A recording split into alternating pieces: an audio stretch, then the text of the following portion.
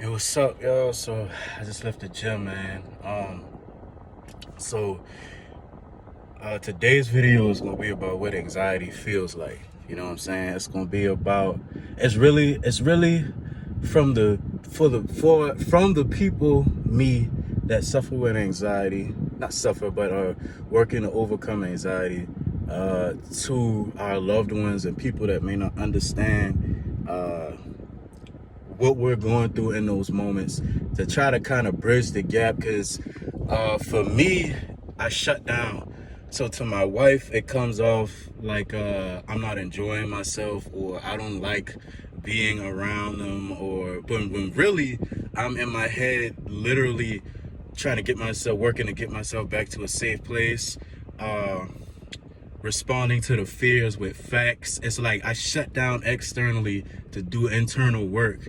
And so, sometimes it's quick, sometimes it may take me a while, but I just want to kind of explain that, or try to explain it for people who may not understand. So imagine you, our loved ones, friends, family, spouses, kids. Imagine you are looking at us in a room, right? A closed room, but it's a window, almost like an interrogation room. You can see us, but we can't necessarily see you, right? So on the outside of the room where you're at, there's nothing going on. You are just looking at us. And when you look inside of the room, you are looking at us. It's this beautiful, dope room that's decorated with everything we like, that has everything we like inside of the room. It's just a real cool, peaceful looking room, right? So you're looking at us like, they're really in a good place. They're really in a good space. Their environment is great. It's peaceful. It's everything that they like. But to the person with having an anxiety attack, inside of that room, through our lens, we're fighting ninjas. There's a tornado in the room. The room is super chaotic. There's stuff being thrown around all over the place. People shooting at us. In that room, we are literally trying to survive. There's ninjas, soldiers, freaking monsters, aliens. It's like War of the Worlds. If you ever seen that movie, inside of that room, through our lens, the room is crazy, and we're just trying to survive, right? And through our mind's lens, we're trying to survive what's happening internally. But to you, looking at us in the room, it's like, they must be doing pretty good. To us, we're like freaking out inside of our heads. So that's kind of the picture of anxiety. And I know for me, I haven't had bad anxiety attacks since probably earlier this year. And I remember kind of the last bad one that I can recall was when I was at work. I was working at this place called Lidl. It's a grocery store, as an assistant manager. And I literally started like freaking out in my head, breathing hard. My chest started hurting. I started crying, and I don't even know why. It's just like I was having an anxiety attack. But right now, I haven't had an anxiety attack like that. But I realized, being in this new place, I'm very anxious. And my wife kind of pointed out to me yesterday, my anxiety may come from everything going well, from it being peaceful, from her and I being in a good place, the kids being in a good place. We in this beautiful new city. We got a beautiful house that we live in. I got a great, amazing job where I can communicate if something is going wrong. Like I had a situation where, I feel like the workload was getting pushed a little too hard, and I'm a truck driver. So I was having to do a whole drive 3.5 hours, sometimes 4, depending on traffic, to one city, one state. Then instead of me doing a drop and hook, which is dropping the trailer off, hook up to another one, bring it right back, I was having to work there in the warehouse, run their local routes there, and then get back in the truck and drive. And so I was getting to the point where I was falling asleep while I was driving. So I called my boss, and I was like, man, listen, I'm getting kind of frustrated, man. Just kind of explain my frustration. And in my head, I was anxious because I was preparing to have to defend myself and defend my stance. But my boss was like, you know what, man, listen, I didn't realize we were doing that to you. I've been there working that kind of hours, that kind of workload. I understand. We're gonna try to move some things around, and they did. So with that being said, everything going well, I think my mind has to catch up to what my spirit and my reality already knows, that this is a new beginning. We are very close to an amazing breakthrough, but my mind is still back where we were at, back in trauma, back in just every day, me and my wife going through it, the kids going through it because we going through it, crappy job, a lot of triggers around the city that we live because a lot of traumatic things happen there. My mind is still there, you know what I'm saying? So for somebody, for our loved ones, it's not that, and that's just me. I shut down, and when I shut down, if people are trying to, like, if my wife is trying to, what's wrong, and it frustrates me because in my head I can't fully articulate what's wrong because there's nothing going on. I just know I'm having this anxiety right now.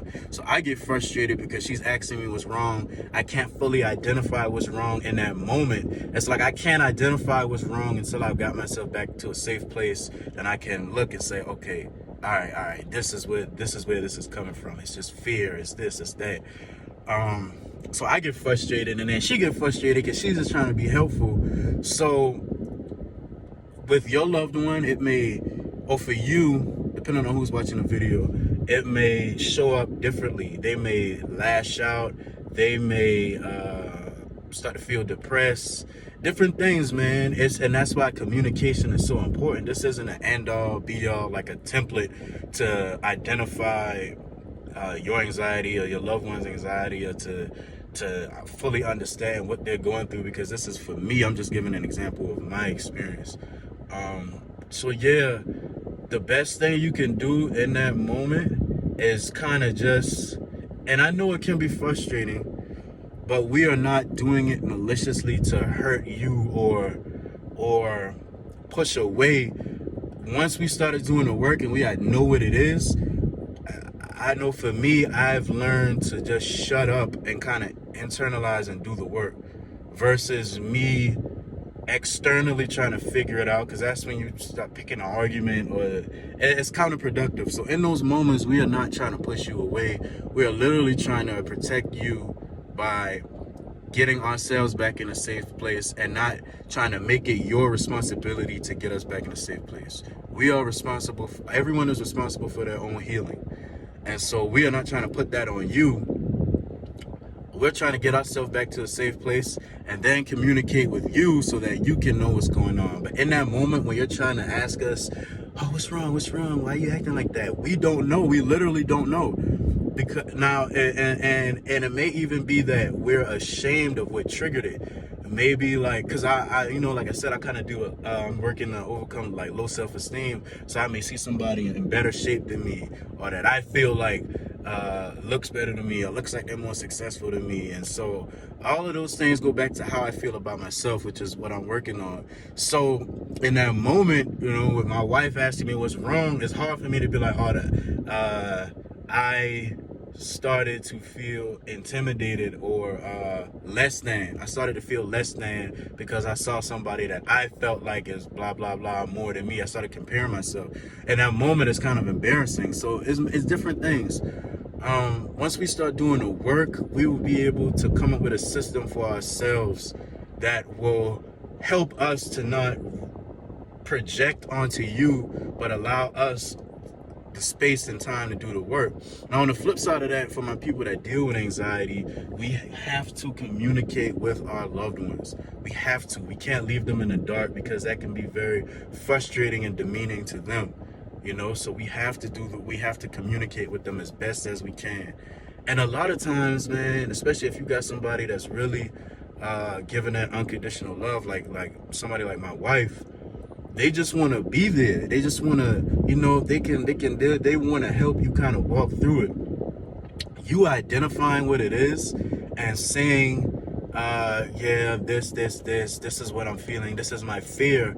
And then them supporting you in whatever way is not the same as you putting the responsibility of getting you back to a safe place on them.